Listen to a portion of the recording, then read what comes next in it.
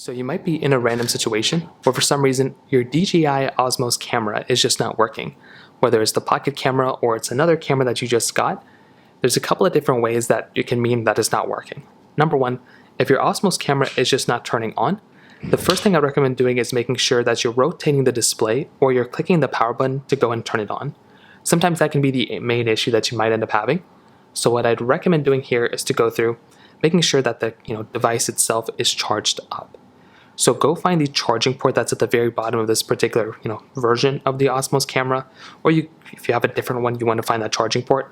All you're going to want to do is plug in this charging port inside of this device and power this thing on. A lot of the time, if you're running into this type of problem, that is the number one easiest way to go and fix this issue, and that's the first thing I'd recommend doing. If that's still not working, you might want to see if you have one of these other DJI cameras like this one.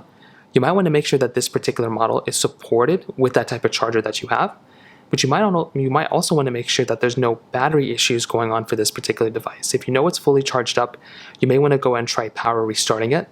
So if you can find the actual power button for this particular device, you might want to go through and see if you can actually find it, hold it down for a longer period of time, and you want to see if that ends up fixing the problem too.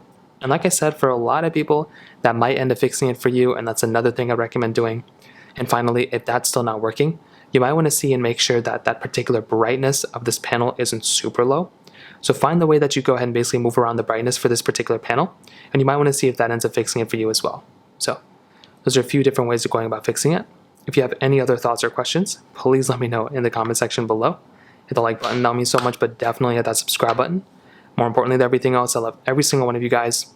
Hopefully I'll catch you guys in the next video. Peace out till then.